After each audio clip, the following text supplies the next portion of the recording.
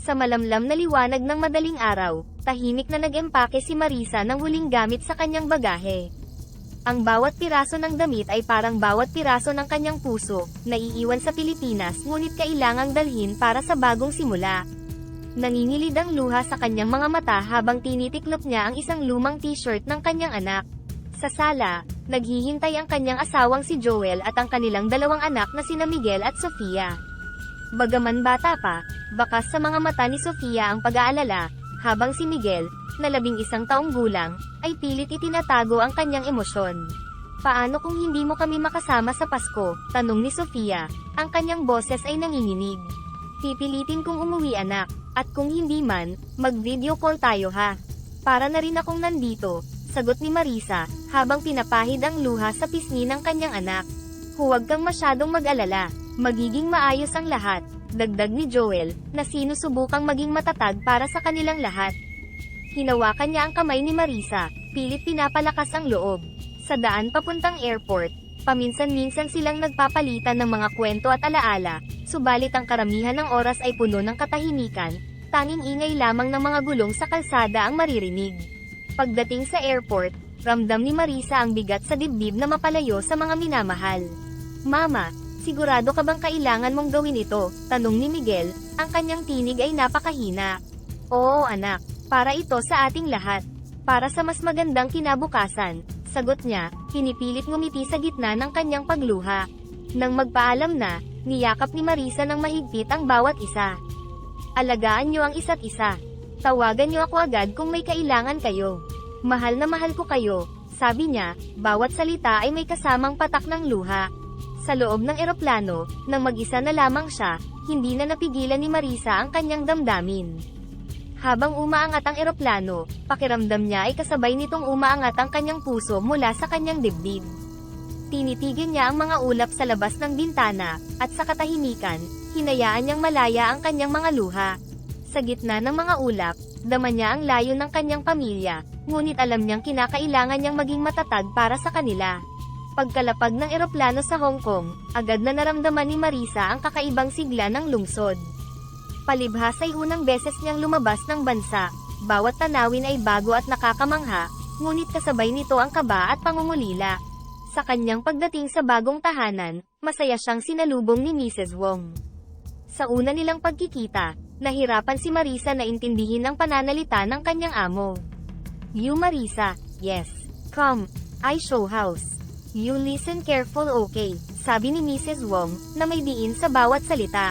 Yes Mrs. Wong. I will listen, sagot ni Marisa, pilit iniintindi ang bawat pangungusap.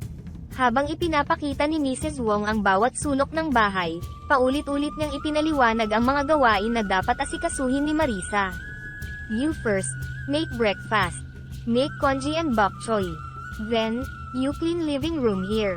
Make sure clean my husband. He no like dirty. Tumango si Marisa, subalit sa loob-loob niya ay may kaba sa posibleng pagkakamali dahil sa mga hindi pa gaanong maunawa ang instruksyon. Habang naglalakad sila sa kusina, pinilit niyang isaulo ang lokasyon ng mga kagamitan at pagkain. Nang mag-isa na siyang nagluluto ng agahan, hindi mapigilan ni Marisa ang pag-aalala. Paano kung mali ang luto ko? Paano kung hindi masarapan ang pamilya? Bulong niya sa sarili habang binabantayan ang pritong itlog. Pagkatapos ng agahan, tinulungan siya ni Mrs. Wong na ayusin ang mga pinagkainan. You wash dishes good no leave spots. Kahit simple lang ang mga salita, ramdam ni Marisa ang presyon na gawin ang lahat ng tama. Habang nagpupunas ng mga plato, hindi niya maiwasang maalala ang kanyang pamilya. Ang mga simpleng gawain sa bahay na dati kasama niya ang kanyang mga anak at asawa, ngayon ay mag-isa na lamang niyang ginagawa sa malayong lugar. Nang magkaroon siya ng kaunting pahinga, naupo si Marisa sa maliit na sulok ng kusina, kinuha ang kanyang cellphone at tiningnan ang mga larawan ng kanyang mga anak at asawa. Ang bawat ngiti sa larawan ay nagdudulot sa kanya ng kapwa saya at lungkot. Mahirap pala talaga, pero kailangan, para sa kanila, bulong niya sa sarili, habang pinapahid ang luha na biglang tumulo. Pinilit niyang magpakatatag, alam na ang bawat sakripisyo ay may kaakibat na pag-asa para sa kinabukasan ng kanyang pamilya. Ang mga araw ni Marisa sa kondo ng mga Wong ay puno ng gawain mula umaga hanggang gabi. Bilang tanging katulong sa kondo, responsable siya sa paghahanda ng pagkain, paglilinis, at pag-aalaga sa dalawang batang sina Faye at Chen, na kumakain lamang ng traditional Chinese food. Isang umaga, habang nagluluto si Marisa ng congee, ang kanin na lugaw na paborito ng mga bata para sa almusal, lumapit si Faye na may tanong sa kanyang mga mata. Ate Marisa, can you put more fish? I love fish in congee, sabi ni Faye, gamit ang kanyang batang Ingles na may halong Chinese. Of course Faye, I'll add more fish for you, sagot ni Marisa na may ngiti, kahit pa sa kanyang isipan ay may agam-agam siya sa tamang timpla ng lasa na gusto ng mga bata. Nang maupo na ang magkapatid para kumain, pinagmasdan ni Marisa kung paano nila pinagsaluhan ang lugaw na may halong isda at tinimplahan ng soy sauce. Sa simpleng sandaling ito, naramdaman niya ang bigat ng responsibilidad na mag-alaga ng mga bata sa isang banyagang bansa. Mahirap pala talagang magluto ng pagkaing hindi ako sanay, bulong niya sa sarili.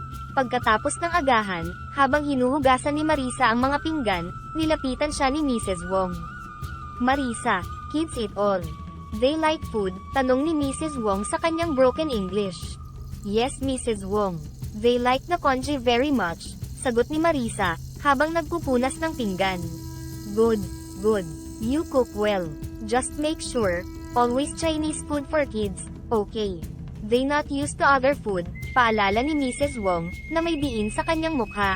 Nang matapos ang mga gawain sa kusina, umupo si Marisa sa isang sulok at binuksan ang kanyang cellphone para tingnan ang mga larawan ng kanyang mga anak. Ang bawat larawan ay nagpapalakas ng kanyang loob, ngunit nagdudulot din ng lumbay sa kanyang puso. Ganito rin kaya sila kumakain ngayon. Miss na miss ko na sila, isip-isip niya habang pinapahid ang luha sa kanyang mga mata. Sa hapon, habang naglalaro si Chen sa sala, lumapit siya kay Marisa dala ang isang libro. Ate Marisa, can you read this for me? Tanong niya, na may inosenteng ngiti. Of course Chen. Let's read it together, sabi ni Marisa, at sinimulan nilang basahin ang libro tungkol sa isang maliit na dragon na naghahanap ng kanyang pamilya. Sa bawat pahina, nakikita ni Marisa ang kasiyahan sa mukha ni Sam, at pansamantalang nakalimutan niya ang kanyang mga alalahanin.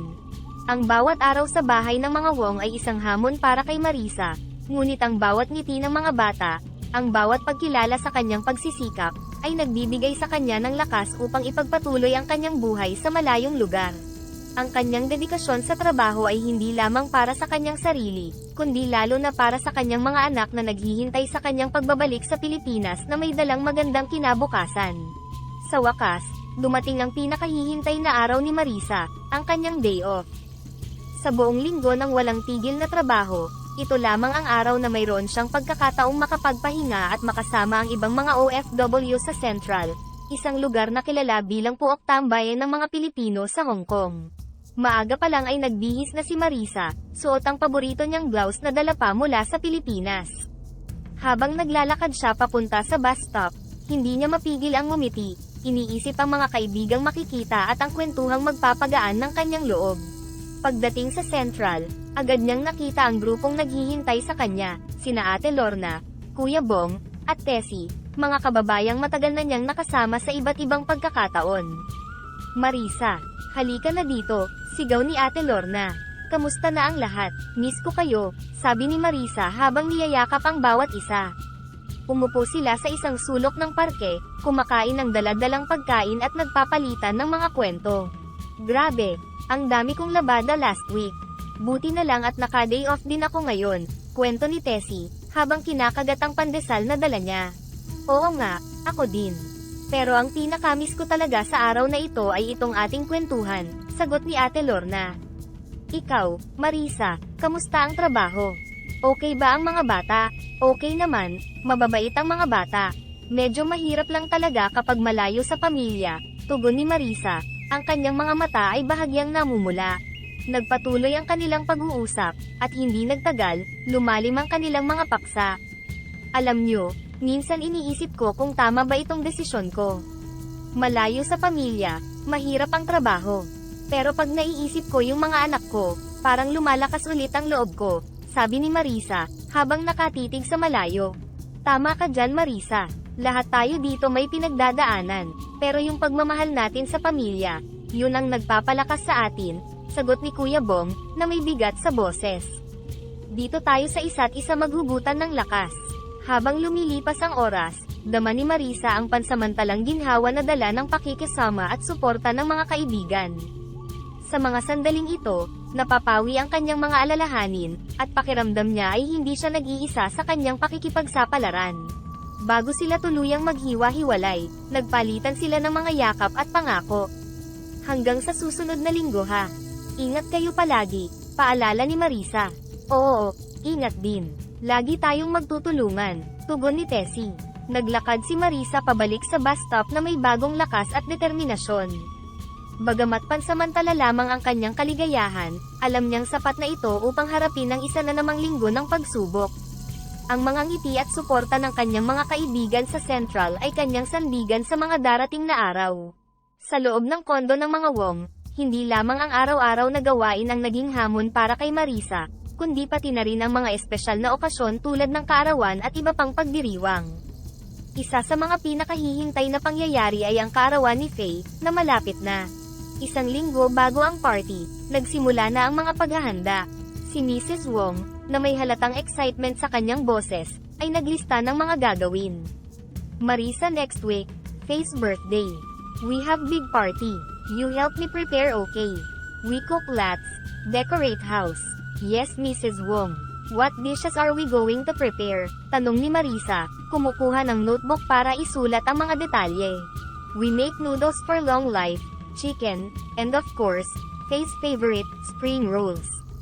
You know how to make? Tanong ni Mrs. Wong, tinitingnan si Marisa. Yes, I know how to cook them. Don't worry, Mrs. Wong, sagot ni Marisa na may kumpiyansa. Nangako siya sa sarili na gagawin ang lahat para maging espesyal ang kaarawan ni Faye. Dumating ang araw ng party, at simula pa lang ng umaga ay abala na si Marisa sa pagluluto. Habang hinahanda niya ang mga sahog para sa spring rolls, pumasok sa kusina si Faye na may ngiti sa mukha. Ate Marisa, are you making spring rolls for me? Tanong niya, excited na makita ang paghahanda. Yes, Faye. It's your favorite, right? I'm making sure they're very delicious, sagot ni Marisa, habang pinapakita kay Faye kung paano niya binalot ang mga spring rolls. Wow! I can't wait to eat them, sabi ni Faye, na tumatalon-talon pa sa tuwa. Nakaramdam ng saya si Marisa sa reaksyon ng bata, at naisip niyang lahat ng paghahanda ay sulit para sa kaligayahan na ito. Sa oras ng party, puno ang kondo ng mga Wong ng mga bisita, kapwa bata at matatanda. Habang abala si Marisa sa paghahain ng pagkain, lumapit si Mr. Wong at nagpasalamat. Marisa, thank you for all your hard work. Everything looks great. Thank you, sir. I'm glad to help, tugon niya, bagamat ramdam niya ang sakit ng katawan mula sa maghapong paghahanda. Sa gitna ng kasiyahan, naramdaman ni Marisa ang isang pamilyar na lungkot. Habang pinapanood niya si Faye na masayang nagbubukas ng mga regalo, naalala niya ang mga kaarawan ng kanyang mga anak na hindi niya naipagdiwang kasama nila. Napaluha si Marisa, ngunit mabilis niya itong pinahid. Ate Marisa, come play with us, sigaw ni Chen, na nakita siyang nag-iisa sa sulok. Ngumiti si Marisa at sumali sa mga bata. Sa sandaling iyon, nagpasya siyang itabi muna ang pangungulila at mag-focus sa pagbibigay kasiyahan sa mga bata, tulad ng ginagawa niya para sa kanyang mga anak. Ang bawat ngiti at tawa mula sa mga bata ay nagbigay sa kanya ng lakas at nagpaalala sa kanyang misyon, ang maging isang mabuting tagapag-alaga, hindi lamang bilang isang katulong kundi bilang isang pangalawang ina sa malayo. Pagkatapos ng kaarawan ni Faye, nagbago ang ihip ng hangin sa bahay ng mga Wong. Bagamat matagumpay ang naging selebrasyon, lumitaw ang ilang hindi pagkakaunawaan sa pagitan ni Marisa at ng kanyang amo na si Mrs. Wong. Madalas ay hindi makatarungan ang mga hiling ni Mrs. Wong, at nagsimula itong maging sanhi ng tensyon. Isang umaga, habang abala si Marisa sa paglilinis ng kusina, lumapit si Mrs. Wong na may mukhang hindi masaya. Marisa, yesterday you not clean living room properly. I find dust on table. Why you not check? Nagulat si Marisa sa biglaang reklamo. I'm sorry, Mrs. Wong.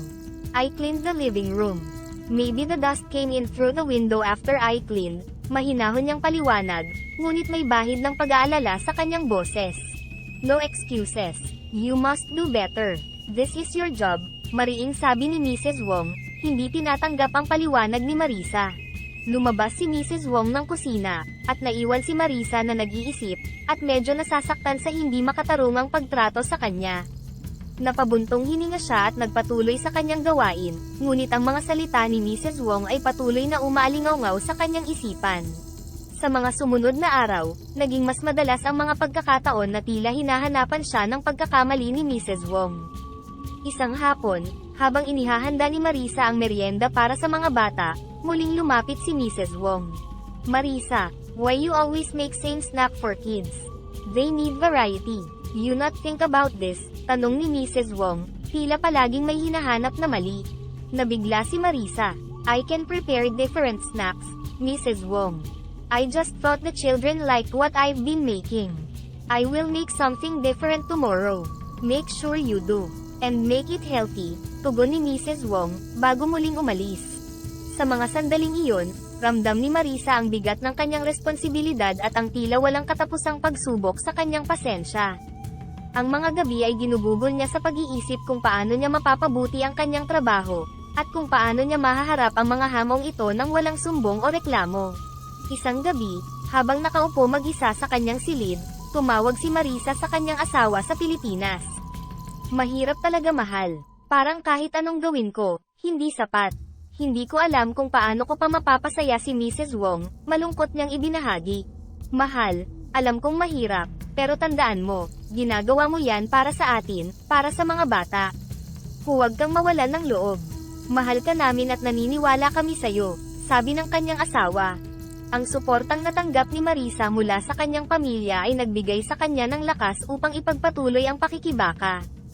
Kinabukasan, nagpasya siyang harapin si Mrs. Wong at magmungkahi ng mga bagong ideya, para sa pagkain at mga gawain sa bahay, umaasa na ito ang magiging susi sa mas maayos na pakikitungo. Ang bawat araw ay isang bagong pagkakataon upang patunayan ang kanyang halaga, hindi lamang bilang isang katulong kundi bilang isang mahalagang bahagi ng pamilyang kanyang pinagsisilbihan. Sa araw-araw na tensyon sa bahay ng mga Wong, hindi inaasahang lumala ang sitwasyon isang hapon. Naganap ang malaking pagtatalo sa pagitan ni Marisa at ni Mrs. Wong nang magkaroon ng pagkakamali sa kanyang paglalaba, na ihalo ni Marisa ang ilang kulay na damit sa puting labada, na nagresulta sa pagkukulay ng ilang piraso ng damit. Pagkatuklas nito, hindi napigilan ni Mrs. Wong ang kanyang galit. "Marisa, what you do? You see this? You ruin clothes," sigaw ni Mrs. Wong, itinuturo ang mga nasirang damit na may halong frustration at galit sa kanyang mukha. Nabigla si Marisa sa biglaang pagsabog ng galit, ngunit pinili niyang panatilihin maging mahinahon. "I'm very sorry, Mrs. Wong. It was a mistake. I didn't mean to," tugon niya. Ang kanyang boses ay mahinahon ngunit may halong pangamba. "Sorry not enough. This clothes expensive. You pay attention next time," sagot ni Mrs. Wong, ang kanyang mga matay matatalim sa pagtingin kay Marisa. Naramdaman ni Marisa ang di makatarungang pagtrato sa kanya. Sa mga sandaling iyon, pakiramdam niya ay tila siya pinaparusahan sa isang hindi sinasadyang pagkakamali. Subalit, sa kabila nito, pinili niyang manatiling matatag. "I understand, Mrs. Wong. It will not happen again. I will be more careful," sabi niya, pinipigilan ang kanyang emosyon. Ngunit, hindi pa rin tumigil ang tensyon. Sa mga sumunod na araw, naging mas mahigpit at kritikal si Mrs. Wong sa bawat kilos ni Marisa. Ang bawat maliit na pagkakamali ay tila nagiging malaking isyu, at ramdam ni Marisa ang patuloy na pagsubok sa kanyang pasensya at kakayahan. Isang gabi, matapos ang mahabang araw ng trabaho, umupo si Marisa sa kanyang silid, nag-iisa at nagmumuni-muni. Napaluha siya habang iniisip niya ang kanyang mga anak at ang dahilan ng kanyang pagtitiis. "Para sa inyo ito, mga anak ko," bulong niya sa sarili, hinahawakan ng isang lumang larawan ng kanyang pamilya. Sa kabila ng kanyang lungkot, pinanghawakan ni Marisa ang kanyang katatagan at pagiging propesyonal. Naisip niya na ang pagiging malakas sa mga panahong ito ay hindi lamang para sa kanyang sarili kundi para na rin sa kinabukasan ng kanyang mga anak. Kinausap niya ang kanyang sarili, "Kailangan kong maging matatag. Hindi ako dapat magpatalo sa mga hamon na ito." Ang kabanatang ito sa buhay ni Marisa ay nagturo sa kanya ng kahalagahan ng pagtitiis, at katatagan sa harap ng mga pagsubok, lalo na sa isang banyagang lugar kung saan siya nag-iisa. Matapos ang malaking alitan sa kanyang amo, nadama ni Marisa ang bigat ng kanyang kalagayan. Ngunit sa gitna ng kanyang mga pagsubok, nahanap niya ang lakas mula sa suporta ng kanyang mga kaibigan na OFW. Sa kanilang susunod na pagkikita sa Central, ibinahagi ni Marisa ang kanyang mga pinagdadaanan. Habang nakaupo sila sa isang maliit na liwasan sa Central, dala-dala ni Marisa ang kanyang mga alalahanin. Minsan pakiramdam ko hindi ko na kaya. Pero alam ko kailangan kong maging matatag para sa mga anak ko, sabi niya, ang kanyang boses ay may bahid ng lungkot. Si Ate Lorna, na matagal na ring OFW at itinuturing na parang ate ng grupo, hinawakan ng kamay ni Marisa. Alam mo Marisa, lahat tayo dito, dumaan sa ganyan. Mahirap talaga, pero nandito kami para sa'yo. Huwag kang mag-alala. Oo Marisa, kung kailangan mo ng tulong, sabihin mo lang. Nandito kami, magtutulungan tayo, dagdag ni Kuya Bong, na may pagpapalakas ng loob. Sa gitna ng kanilang pag-uusap, nagbigay si Tessie ng praktikal na suhestyon. Alam mo Marisa, baka makatulong kung mag-set ka ng boundaries sa trabaho. Minsan kasi, kailangan din nating ipaalala sa mga amo natin na tao rin tayo na may limitasyon. Nagpatuloy ang kanilang pag-uusap, at nagkaroon sila ng brainstorming kung paano mahaharap ni Marisa ang susunod na mga araw. Baka pwede mo ring subukan na mag-schedule ng regular na pag-uusap kay Mrs. Wong. Para mas maintindihan niya ang side mo, at masabi mo rin ang nararamdaman mo sa mas kalmadong paraan, suhestyon ni Ate Lorna. Pinag-usapan din nila kung paano mas magiging epektibo sa paghawak ng stress. Subukan mong mag-journal, Marisa. Isulat mo lahat ng nararamdaman mo. Nakakagaan yan ng loob, payo ni Tessie. Habang lumilipas ang oras, nadama ni Marisa ang bigat sa kanyang dibdib na unti-unting nababawasan. Ang pagkakaroon ng suporta at payo mula sa kanyang mga kaibigan ay nagbigay sa kanya ng bagong pag-asa at lakas.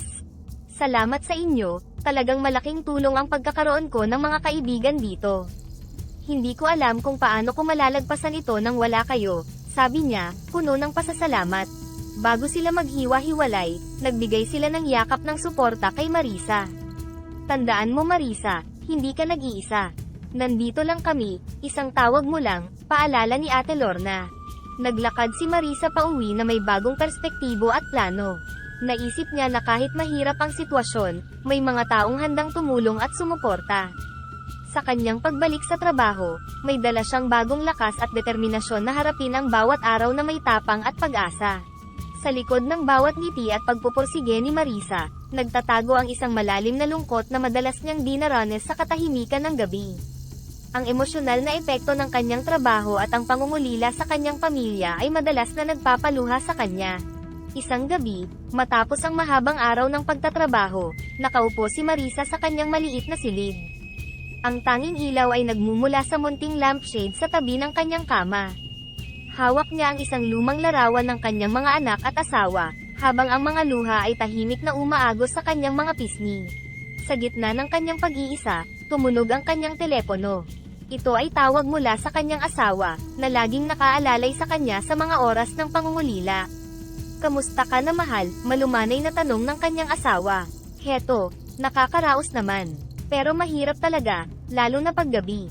Miss na miss ko na kayong lahat, sagot ni Marisa, pinipigilan ang kanyang paghikbi. Naiintindihan ko mahal, miss na miss ka rin namin dito. Pero tandaan mo, lahat ng sakripisyo mo ay para sa magandang kinabukasan ng ating mga anak. Napakatatag mo, at ipinagmamalaki ka namin, sabi ng kanyang asawa, puno ng suporta at pagmamahal. Alam ko.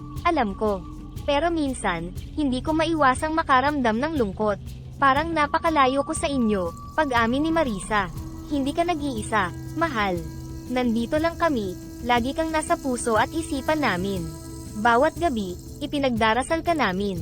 Huwag kang mag-alala, lilipas din ang mga araw at magkakasama tayo ulit, pagpapalakas ng loob ng kanyang asawa. Ang kanilang pag-uusap ay nagbigay ng kaunting ginhawa kay Marisa. Kahit papaano, nadama niya ang yakap ng kanyang pamilya kahit sila ay magkalayo. Matapos ang tawag, bumangon si Marisa at kinuha ang kanyang journal.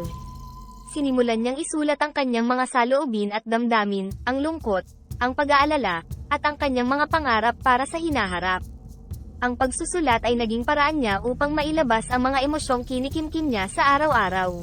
Kailangan kong maging matatag, para sa aking mga anak, para sa aking pamilya. Kahit mahirap, kailangan kong lumaban, isinulat niya sa kanyang journal, na may determinasyon na harapin ang bawat araw na may bagong lakas. Ang kabanatang ito sa buhay ni Marisa ay patuloy na nagpapaalala ng katatagan ng isang ina na handang magtiis at magsakripisyo para sa kinabukasan ng kanyang pamilya. Ang kanyang mga lihim na luha ay simbolo ng kanyang pagmamahal at sakripisyo, mga luha na bumubuo sa tahimik na lakas ng isang OFW. Sa wakas, dumating ang araw na pinakahihintay ni Marisa, ang kanyang pag-uwi sa Pilipinas para sa isang maikling bakasyon matapos ang isang taong puno ng pagtatrabaho sa malayo. Ang pagkakataong ito ay para muling makapiling ang kanyang pamilya, na kanyang pinananabikan. Paglapag ng eroplano, agad-agad siyang nagmamadali patungo sa labasan, ang bawat hakbang ay may halong pananabik at kagalakan. Sa kanyang pagdating, sinalubong siya ng mainit na yakap at mga halik mula sa kanyang mga anak at asawa. "Mama, sobra ka naming namiss," sabi ng kanyang anak na si Sofia, habang mahigpit ang yakap sa kanya. "Miss ko rin kayong lahat. Napakasaya ko na makita kayo ulit," tugon ni Marisa, ang kanyang mga matay namumula sa tuwa at luha. Sa mga sumunod na araw, ginugol ni Marisa ang oras sa pagbabawi sa kanyang mga anak, sinusulit ang bawat sandali na magkasama sila. Isang hapon, habang siya ay naglalakad sa likod ng kanilang bahay, may kakaibang nilalang siyang nakita na naipit sa ilalim ng mga sanga, isang duwende. "Kawawa naman itong maliit na nilalang," sabi ni Marisa habang dahan-daang inaalis ang mga sanga. "Ako si Makisig, isang duwende. Nagpapasalamat ako sa iyong tulong, kabutihang loob mo ang nagligtas sa akin," wika ng duwende, na may halong pasasalamat at paghanga. "Nako, wala iyon. Tama lang na tulungan ka," sagot ni Marisa, ngunit nagulat siya nang mag-alok ang duwende ng isang regalo bilang gantimpala.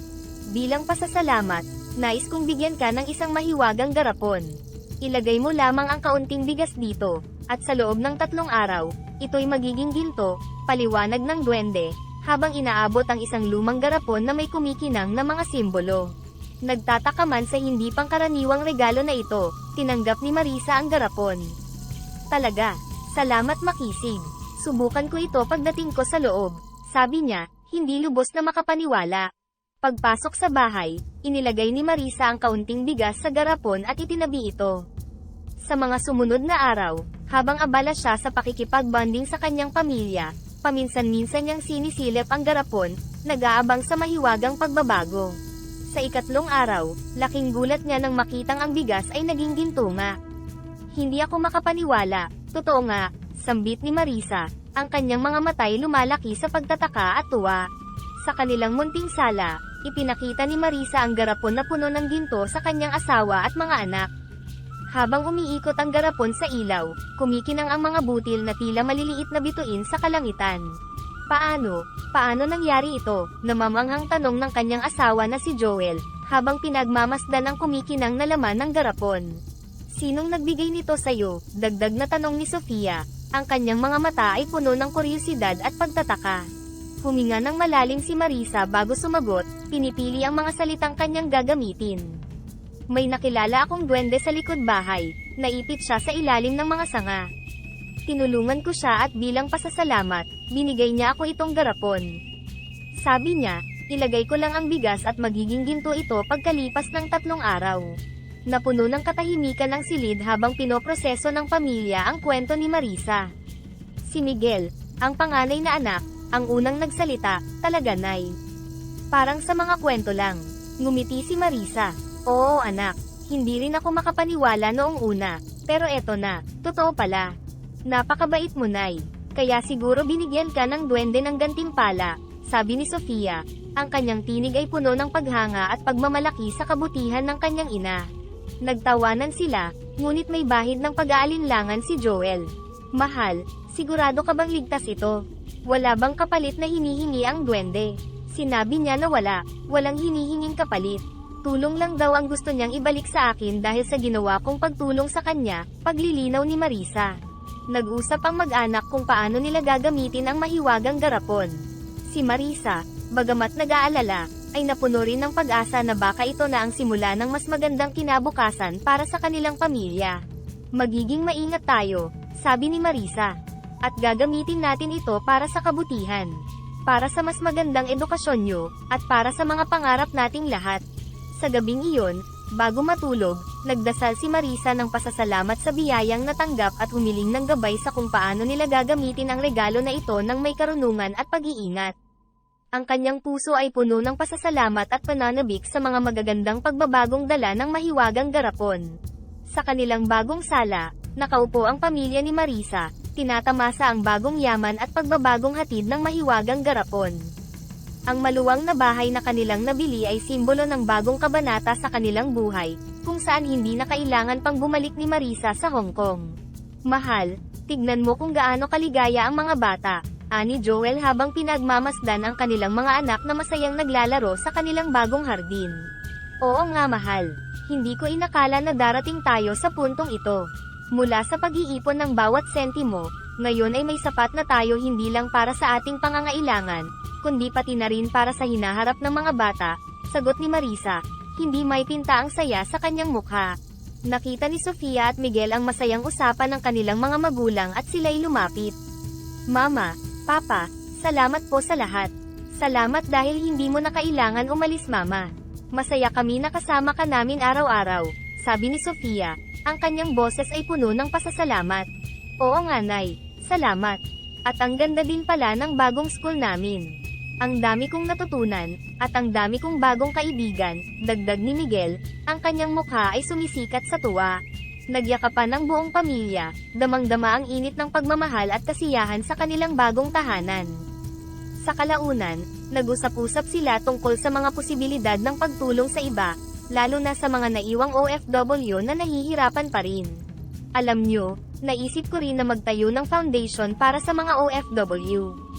Marami pa rin silang hirap na nararanasan, at kung kaya nating makatulong, bakit hindi, suhestyon ni Marisa, habang seryoso ang kanyang mukha.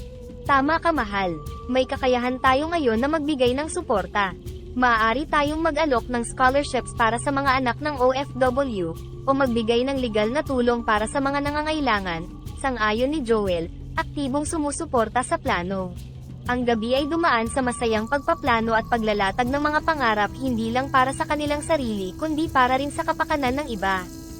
Sa bagong yaman at oportunidad na dala ng mahiwagang garapon, nakita nila ang isang pagkakataon na maging liwanag para sa iba, isang biyayang mas malaki pa sa ginto na kanilang natanggap. Sa pagtanggap ng yaman mula sa mahiwagang garapon, naisipan ni Marisa at Joel na mag-invest sa isang poultry farm sa kanilang probinsya. Pinili nila ito bilang simbolo ng kanilang pagnanais magkaroon ng pinagkukunan ng kita na hindi lamang para sa kanilang pamilya, kundi pati na rin para sa kanilang kapwa. Sa isang maaliwalas na umaga, habang nagkakape sa kanilang bagong terrace, pinag-usapan ni Marisa at Joel ang kanilang mga plano para sa farm. Mahal, alam mo, excited ako sa ideyang ito ng poultry farm. Hindi lang ito basta negosyo, kundi isang paraan din para makatulong tayo sa ating kapwa, sabi ni Marisa, habang maingat na inilalagay ang kanyang tasa sa mesa. Oo at ang maganda pa, marami tayong matutulungan na magkaroon ng trabaho. Alam mo naman dito sa atin, mahirap ang buhay. Kung may stable na trabaho ang mga tao, malaking tulong na yun, tugon ni Joel, tumango-tango sa ideya. Hindi nagtagal, itinayo nila ang kanilang poultry farm sa isang malawak na lupain malapit sa kanilang bahay. Sa tulong ng kanilang ipon at sa patuloy na biyaya ng garapon, nagawa nilang magtayo ng modern at maayos na pasilidad na sumunod sa mga pinakamahusay na kasanayan sa agrikultura. Sa simula, nag-hire sila ng ilang lokal na residente at isinailalim sa training para matiyak na magiging maayos ang operasyon at pamamahala ng farm. Mahalaga na maging mahusay ang bawat isa sa farm para magtagumpay tayo, paliwanag ni Joel sa isang pagpupulong kasama ang mga bagong empleyado. Ang gusto natin, maging halimbawa tayo ng responsableng pagnenegosyo dito sa atin. Hindi lang basta kumita, kundi kumita ng tama at makabuluhan, dagdag pa ni Marisa, habang nakatingin siya sa mga mukha ng kanilang mga trabahador, nakitang-kita ang pag-asa sa kanilang mga mata. Sa paglipas ng mga buwan, umunlad ang poultry farm.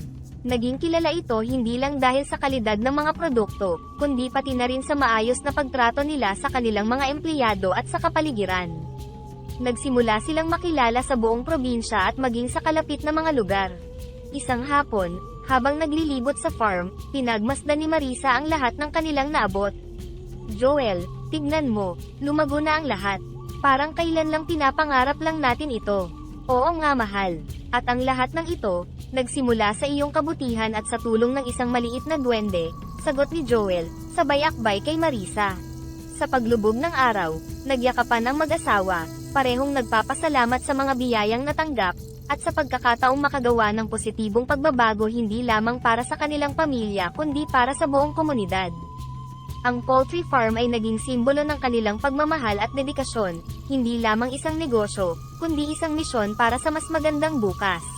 Sa pag-unlad ng kanilang poultry farm at sa patuloy na paglago ng kanilang yaman mula sa mahiwagang garapon, naging masigasig si Marisa at ang kanyang pamilya sa pagbabahagi ng kanilang mga biyaya. Bukod sa pagbibigay ng trabaho sa kanilang komunidad, pinagtutuunan din nila ng pansin ang pagtulong sa iba pang OFWs na nangangailangan ng suporta. Isang hapon, sa kanilang bahay, nagpulong si Marisa at Joel kasama ang ilang leader ng lokal na OFW organization. Plano nilang palawakin ang kanilang tulong sa pamamagitan ng pagtatag ng isang scholarship fund para sa mga anak ng OFWs at pagbibigay ng emergency financial assistance para sa mga nangangailangan. Alam natin ang hirap ng buhay sa ibang bansa, lalo na kapag malayo sa pamilya at may mga hindi inaasahang problema, paliwanag ni Marisa sa grupo. Gusto nating magbigay ng konting ginhawa sa mga kababayan nating nasa malayo. Tumango si Joel, tama ka mahal. At sana, sa tulong natin, mabawasan man lang ang kanilang mga alalahanin, lalo na para sa kanilang mga anak na naiwan dito. Sumang-ayon ang mga lider. Marisa, Joel, napakalaking tulong po nito. Maraming OFW ang nasa matinding pangangailangan ng ganitong suporta, sabi ni Aling Juanita, isa sa mga lider. Habang tumatakbo ang pulong, nagbahagi si Marisa ng kanyang personal na karanasan. Noong nasa Hong Kong pa ako, marami akong nakilalang mga kapwa OFW na talagang nagsisikap para sa pamilya pero nahihirapan dahil sa iba't ibang problema. May nagbigay sa akin ng tulong noon, at napakalaki ang naging impact nito sa akin. Kaya naman ngayon, gusto kong ibalik ang biyayang natanggap ko. Nagpasalamat ang mga lider at ipinahayag ang kanilang paghanga. Salamat, Marisa at Joel. Ang inyong generosity ay isang halimbawa na dapat tularan ng marami, sabi ni Aling Juanita, halos mapaluha sa pasasalamat. Matapos ang pulong, habang nagliligpit ng mesa, nag-usap sina Marisa at Joel.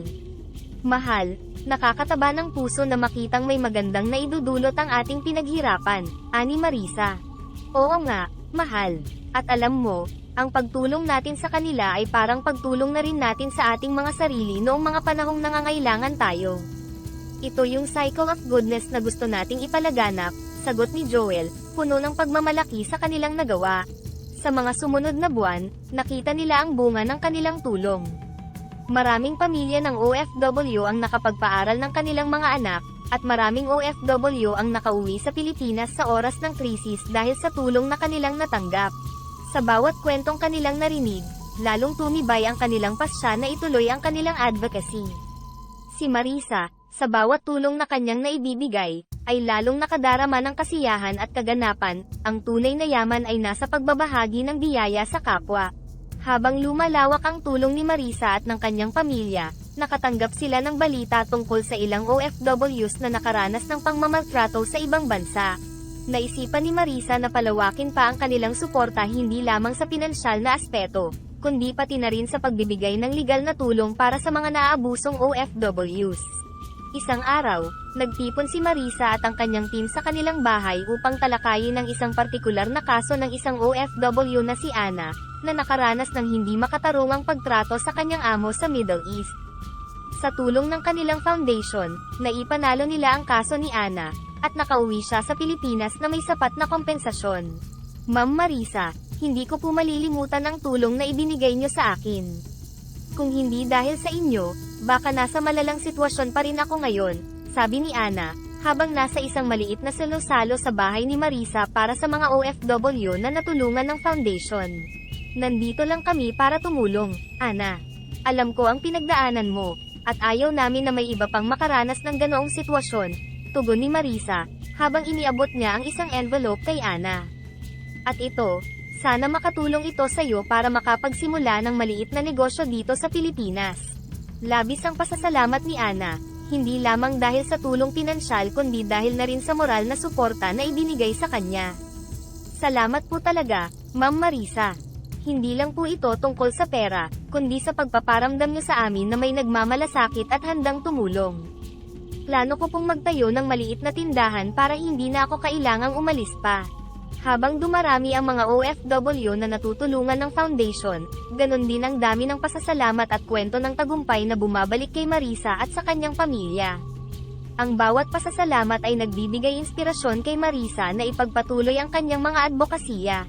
Sa isa pang pagtitipon, isang grupo ng OFW na natulungan makabalik sa Pilipinas ang naghandog ng isang munting programa bilang pasasalamat kay Marisa. Nagtanghal sila ng mga awitin at sayaw na nagpapakita ng kanilang kultura at pasasalamat. Ma'am Marisa, hindi lamang kami ang iyong natulungan, kundi pati na rin ang aming mga pamilya. Ang iyong kabutihan ay magpapatuloy sa maraming henerasyon, sabi ng isang OFW sa kanyang talumpati. Sa pagtatapos ng araw, habang pinagmamasdan ni Marisa ang mga ngiti at luha ng kaligayahan mula sa mga taong natulungan niya, nadama niya ang tunay na kahulugan ng kayamanan. Hindi ito nasusukat sa dami ng ginto o pera, kundi sa dami ng buhay na nabago at napabuti niya. Ang kanyang puso ay puno ng pasasalamat at kasiyahan, at ito ang nagbigay sa kanya ng patuloy na inspirasyon na maglingkod at magmahal ng walang hinihintay na kapalit. Sa pagtatapos ng kwento ni Marisa, ang kanyang mga gawa at dedikasyon sa pagtulong ay kinilala hindi lamang sa kanyang lokal na komunidad kundi maging sa mas malawak na sakop. Ang simpleng simula ng kanilang poultry farm, na nagsimula sa tulong ng isang mahiwagang regalo, ay lumago hindi lamang bilang isang negosyo kundi bilang isang simbolo ng pag-asa at pagbabago para sa marami. Isang hapon, sa isang lokal na pagtitipon kung saan ipinagdiriwang ang tagumpay ng iba't ibang lokal na negosyante, si Marisa ay binigyan ng espesyal na pagkilala. Ang mayor ng kanilang bayan, kasama ang iba pang mga opisyal, ay naghandog sa kanya ng award bilang natatanging mamamayan, dahil sa kanyang kontribusyon sa komunidad at sa pagtulong sa mga OFW. Si Marisa ay isang halimbawa ng tunay na kahusayan at kabutihan, pahayag ng mayor habang iniaabot ang plaque of recognition. Ang kanyang walang sawang pagsisikap na umangat hindi lamang para sa kanyang pamilya, kundi pati na rin para sa kapakanan ng iba ay nagpapatunay na ang tunay na tagumpay ay nasusukat sa kung gaano tayo nakakatulong sa ating kapwa. Habang tumatanggap ng palakpakan, hindi mapigilan ni Marisa ang kanyang emosyon. Maraming salamat po sa inyong lahat. Ang bawat pagkilala na natatanggap ko ay hindi lamang para sa akin kundi para sa bawat OFW na nagsisikap at nagpapakahirap sa ibang bansa. Ang award na ito ay para sa ating lahat na patuloy na lumalaban at nangangarap para sa isang mas magandang kinabukasan. Sa kanyang pag-uwi mula sa pagtitipon, sinalubong siya ng kanyang mga anak at asawa ng mga yakap at ngiti. Mama, sobrang proud kami sa'yo, sabi ni Sofia. Ang kanyang mga mata ay nagliliwanag sa paghanga. Ang iyong pagmamahal at sakripisyo ay naging ilaw at inspirasyon para sa amin. Salamat sa pagpapakita na ang tunay na yaman ay nasa paggawa ng mabuti, dagdag ni Miguel, na masuyo siyang niyakap. Ang gabi ay puno ng kagalakan at pagmamahalan habang pinag-uusapan nila ang marami pang plano at pangarap, hindi lamang para sa kanilang pamilya kundi para rin sa kanilang komunidad. Ang kanilang tahanan, puno ng pag-asa at positibong enerhiya, ay naging pugad ng inspirasyon. Si Marisa, sa kanyang bagong buhay bilang isang matagumpay at mapagbigay na negosyante, ay patuloy na nagsilbing haligi ng lakas at inspirasyon hindi lamang sa kanyang pamilya, kundi sa lahat ng mga taong nakapaligid sa kanya. Ang kwento ng kanyang pagbabago ay nagpatunay na ang tunay na mga biyaya ay dumadating sa mga taong handang magbahagi ng kanilang mga pagpapala sa iba. Sa kanyang buhay, hindi lamang ginto ang kanyang natanggap, kundi ang mas mahalagang regalo ng pagmamahal, pag-asa, at pagbabago.